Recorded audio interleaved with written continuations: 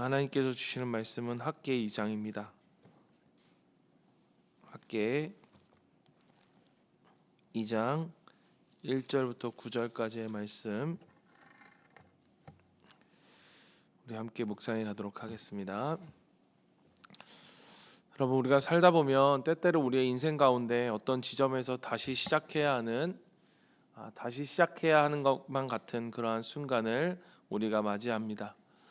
무엇인가 힘을 다해 다 한 것 같은데, 열심히 살아온 것 같고 최선을 다해서 무언가를 해온 것 같은데, 어떤 내가 세웠던 그런 것들이 무너지고 또 기대했던 일들이 흔들리고 마음에 남는 것은 이제 어떻게 해야 하나라고 하는 그러한 깊은 한숨일 때가 있습니다. 이스라엘 백성도 그랬습니다. 바벨론 포로에서 돌아와서 성전을 재건하려고 했지만 여러 가지 외부의 방해와 또 내부의 문제들로 인해서 공사가 중단되었습니다. 겨우 다시 공사가 재개되었지만 사람들은 이전 솔로몬의 성전과 비교하면서 이건 너무 초라하다, 이게 무슨 의미가 있을까라고 하는 그러한 그러한 낙심의 마음들이 그들을 찾아왔습니다. 바로 그때 하나님께서 학개 선지자를 통해서 말씀하십니다. 지금 보기에는 미약하고 초라해 보이지만 내가 너와 함께 할 것이니까 이 성전의 나중 영광은 이전보다 클 것이다. 오늘 이 말씀이 오늘 우리에게 다시 시작하려고 하는 우리 마음 속에, 또 무너진 우리의 마음과 자리에서 우리를 다시 세우시려고 하는, 우리의 영혼을 새롭게 하시는 그 하나님이 주시는 은혜의 말씀이 되기를 간절히 소망합니다. 3절 말씀을 봅니다. 3절 말씀, 너희 가운데 남아있는 자 중에서 이 성전의 이전 영광을 본 자가 누구냐? 이제 이것이 너희에게 어떻게 보이느냐? 이것이 너희 눈에 보잘것이 없지 아니하냐. 여러분, 이 말씀은 무엇입니까? 이 말씀은 저는 이 말씀이 이렇게 들려졌습니다. 하나님께서 그 마음을 모른 척하고 있지 않으신다는 거예요. 모르지 않으신다는 거예요. 그래, 내가 보기에 초라한 것 안다. 내가 실망하고 있는 것도 안다. 네가 얼마나 힘들지도, 네 마음이 얼마나 어려울지도 나는 안다. 하나님은 우리의 마음을 정확히 보고 계십니다. 우리에게 억지로 괜찮아라고 하라고 하지 않으십니다. 그 마음을 인정하시고 우리에게 있어서의 괜찮지 않은 마음, 또 힘든 마음, 바로 그 자리에서부터 하나님은 시작하십니다. 이스라엘은 솔로몬의 성전의 웅장함을 기억했습니다. 지금 짓고 있는 성전이 그들이 보기에는 너무 보잘것없고 초라해 보였습니다. 눈앞의 현실과 과거의 영광을 비교하며 그들은 낙심했던 거죠. 여러분, 우리가 살아가는 삶의 길에서, 신앙의 길에서 그와 같은 낙심을 우리는 종종, 아주 자주 경험할 수 있습니다. 내 신앙이 예전 같지 않고, 내 건강이 예전 같지 않고, 내 마음이 예전 같지 않고, 또 내 가정이, 또 내 사역이 초라해 보이고 예전 같지 않을 때, 내 삶이 기대만큼 그렇게 사라지지 않을 때, 하나님은 그 낙심을 보신다는 것입니다. 그 마음을 아신다는 것입니다. 그리고 그 자리에서 바로 우리를 부르고 계십니다. 4절과 5절 말씀입니다. 그러나 여호와가 이르노라, 스룹바벨아 스스로 굳세게 할지어다. 여호사닥의 아들 대제사장 여호수아야 스스로 굳세게 할지어다. 여호와의 말이니라, 이 땅 모든 백성아 스스로 굳세게 하여 일할지어다. 내가 너희와 함께하노라, 만군의 여호와의 말이니라. 너희가 애굽에서 나올 때에 내가 너희와 언약한 말과 나의 영이 계속하여 너희 가운데 머물러 있나니 너희는 두려워하지 말지어다. 아멘. 4절의 말씀, 계속해서 반복해어지는 한 가지의 말씀이 있죠. 그게 무엇입니까? 스스로 굳세게 해라. 스스로 굳세게 하라. 이 말을 3번이나 반복하십니다. 여기서 굳세게 하라라고 하는 이 하자크는 단순히 힘내, 기운내 라고 하는 것이 아니라 어떤 말씀이냐? 마음을 붙들어라 라는 것입니다. 마음을 붙들어라. 흔들리지 말라. 흔들리고 있는, 마음이 흔들리고 있고 인생이 흔들리고 있는 그들에게 누구보다 그의 마음을 잘 아시는 주님께서 마음을 붙들어라 라고 말씀하시는 것입니다. 사명을 떠나지 말고 눈앞의 현실보다 하나님의 약속을 붙들라는 명령입니다. 두 번째는 무엇입니까? 일하라 라고 말씀하십니다. 하나님께서 일하라 라고 하는 이 때에는 어떤 때입니까? 상황이 바뀌고 무언가 해결되어서 일하라 라고 하시는 것이 아닙니다. 하나님이 그들에게 일하시기 전, 그들에게 기적을 베푸시기 전에 먼저 그들에게 일하라 라고 말씀하십니다. 여러분, 신앙은 감정이 아닙니다. 내가 인정받아서, 내가 하고 싶어서, 내게 좋아 보여서 하는 것이 아닙니다. 신앙은 감정이 아니라 순종입니다. 사람들이 알아주지 않아도, 사람들이 보기에는 초라해 보일지라도 하나님 앞에 순종할 때 하나님은 그것을 통해, 그 순종함을 통해 일하신다는 사실을 여러분 기억하십시오. 그리고 내가 너희와 함께 하느니라 라고 말씀하시죠. 여러분, 이 말씀은 우리가 잘 아는 것처럼 출애굽기에서도 레위기에서도 그리고 여호수아에서도 그 언약의 핵심이 반복되어질 때 나타나는 하나님의 약속입니다. 그러니까 하나님의 임재는 성전의 크기, 화려함이 아니라 순종하는 백성, 하나님 앞에 온전히 순종하는 백성과 함께 하심으로 나타난다는 것이죠. 여러분, 우리에게 있어서의 확신은 상황이 좋아졌기 때문도 아닙니다. 조건이 갖추어졌기 때문도 아닙니다. 우리가 확신할 수 있는 이유가 무엇입니까? 하나님이 나와 함께 하시기 때문에. 여러분, 우리에게 힘은 무엇입니까? 하나님의 함께 하심이죠. 우리의 위로는 무엇입니까? 하나님의 함께 하심입니다. 5절 말씀, 너희가 애굽에서 나올 때에 내가 너희와 언약한 말과 나의 영이 계속하여 너희 가운데 머물러 있나니 너희는 두려워하지 말지어다. 여기서 머물다라고 하는 이 말은 항상 함께 있다, 떠나지 않는다라는 것입니다. 우리의 상황이 흔들린다 할지라도, 눈에 보이는 것이 느려 보일지라도, 보이는 것이 초라해 보일지라도 하나님의 영은 우리를 떠나지 않는다라고 하는 선언인 것입니다. 이스라엘 백성에게 바벨론 성전이 무너졌을 때 그들을 더욱더 힘들게 만들었던 건 바벨론 성전이 무너짐도 있지만 하나님이 그들을 떠나셨다라고 그들은 생각했기 때문입니다. 그래서 지금 하나님은 말씀하시는 것입니다.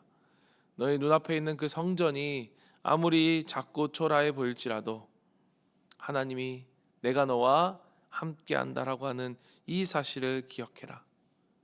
여러분, 그것이 그 어떤 것도, 그 무엇도, 그 누구도 줄 수 없는 그들에게 있어, 또 오늘 우리에게 있어 가장 큰 위로인 것입니다. 사랑하는 성도 여러분, 하나님이 우리와 함께 하십니다. 하나님이 우리와 언제나 항상 함께 하십니다.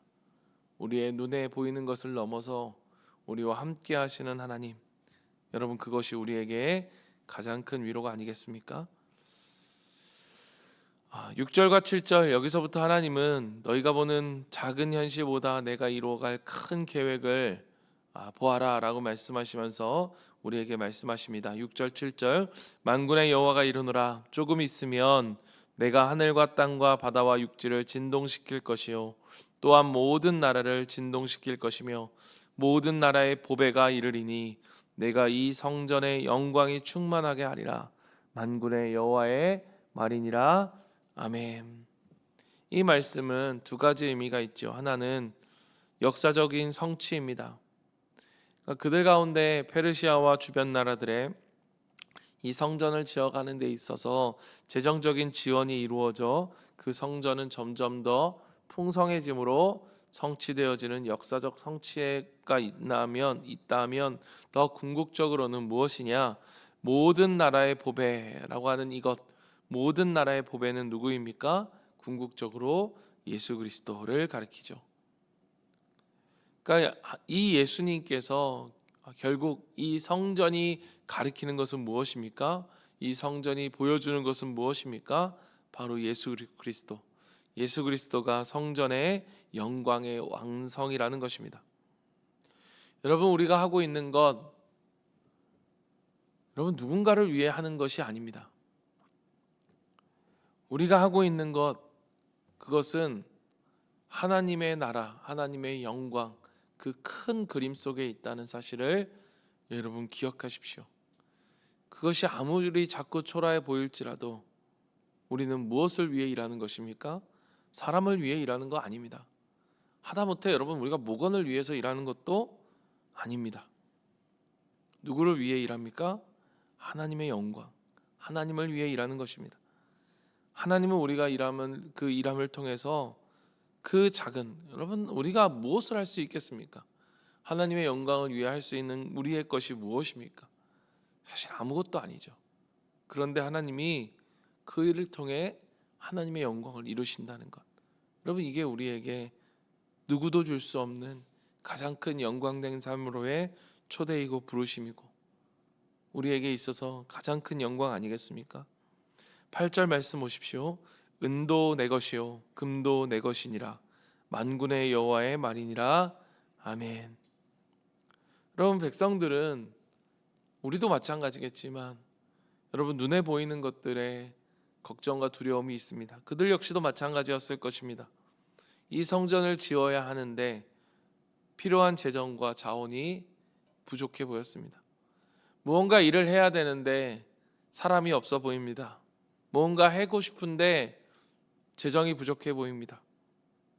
무언가 해야 하는데 내가 할 수 있는 것이 없어 보입니다. 그러나 여러분, 오늘 하나님은 그들에게 그리고 우리에게 분명히 말씀하십니다. 은도 내 것이요 금도 내 것이니라 만군의 여호와의 말이니라. 그 모든 것은 너에게 있지 않다, 내게 있다. 하나님의 주권을 우리에게 선언하십니다.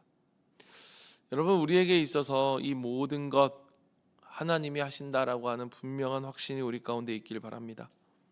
자원이 부족해서 아닙니다.